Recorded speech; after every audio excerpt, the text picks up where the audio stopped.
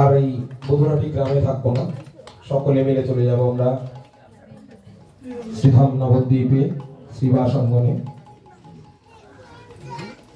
আমরা শ্রীবাস অঙ্গনে গিয়ে শ্রীবাস পণ্ডিতের স্ত্রী মালিনী দেবী কিভাবে শ্রীমন মহাপ্রভুকে সেবা জানাচ্ছেন, সেবা দিচ্ছেন, আমরা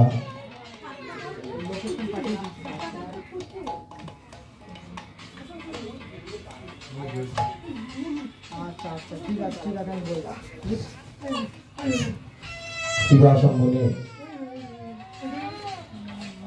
আমরা ভোজন আরতি করব। জয় শ্রীমন মহাপ্রভু।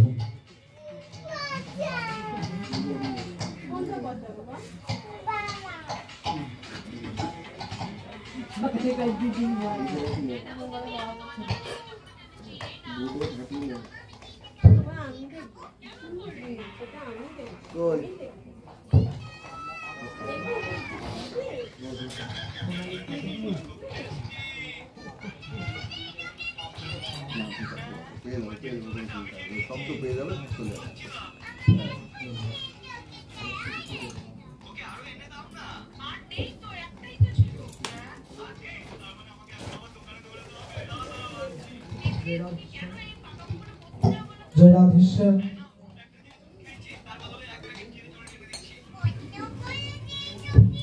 जय जय श्री गुरु निताई गौर सीतानाथ प्रेमानंद।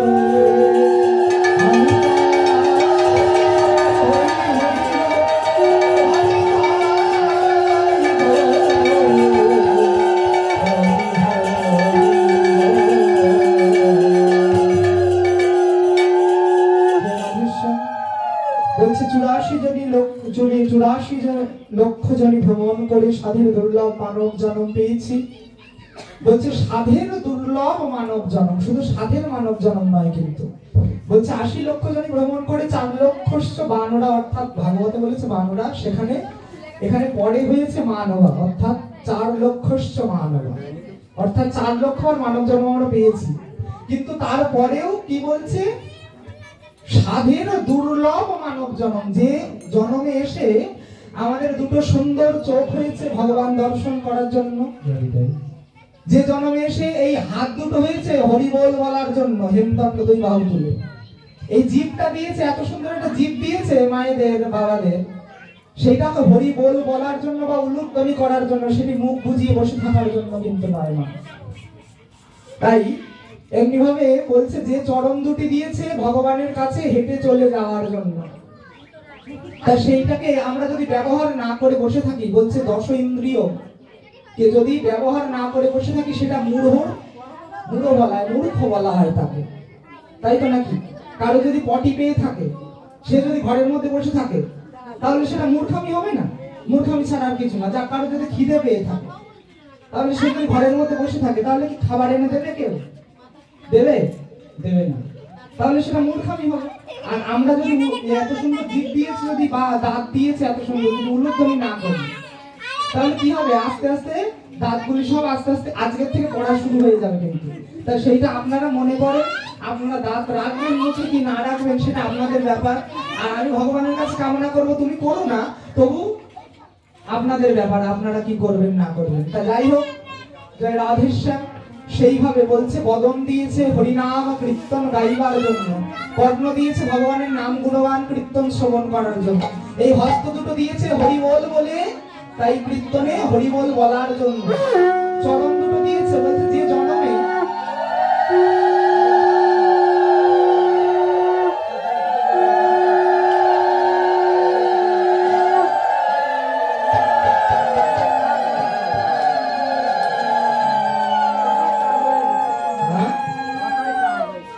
এতক্ষণ মনে হচ্ছিল 10 জন লোক এখানে দাঁড়িয়ে আছে, আর এখন কি মনে হচ্ছে 1000 লোক আছে। তো যাই হোক, এর থেকে আরো বেশি হবে আমার যা মনে হয়। তাই যাই হোক,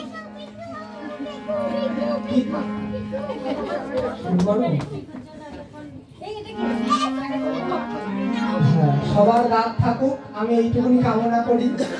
মা শুধু আমার কামনায় তো এসে যায় না, আপনাদেরও বাসনা থাকে, কারণ আমার অধমের কৃপা হলো না, একমাত্র আমার মতন অধমের কৃপা হলো না বলেই আমি ভগবানের চরণ পাইনি।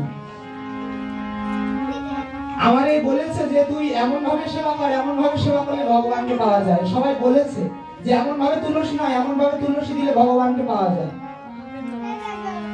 কি বলছে? তুলসী দলমাত্রেণ জলস্য চুলুকেন, অর্থাৎ জলের মধ্যে যদি তুলসী পাতা বুড়িয়ে সেই তুলসী ভগবানের চরণে সমর্পণ করা যায়, তাহলে বিক্রিতম সমুত্তরে ভক্ত তু ভক্ত বৎসল, অর্থাৎ ভগবান সেখানে বিক্রি হয়ে যায়। ভগবান বিক্রির কথা শুনেছেন?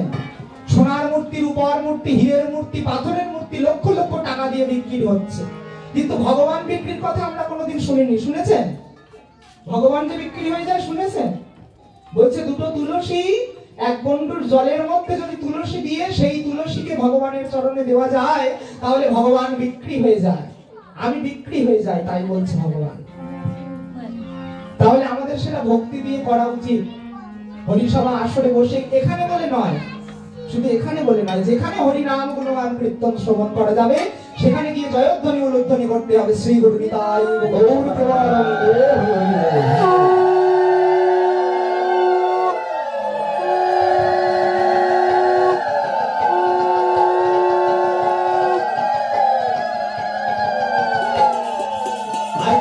যেই নাম সেই কৃষ্ণ ভজনিষ্ঠা করি, নামেরও সহিতে আছেন আপনি শ্রীহরি। কলিযুগে নাম রূপে কৃষ্ণ অবতার, ভজিলে পাবে গো উদ্ধার। এই নাম ভজলে উদ্ধার পাওয়া যায়। তাই যেখানে নামের ধ্বনি শ্রবণ করা যায় সেখানে গিয়ে উলুধ্বনি করতে হয়। ভজ শ্রী কৃষ্ণ চৈতন্য নিত্যানন্দ গদাধর শিবাসাদি গৌর ভক্ত কৃষ্ণ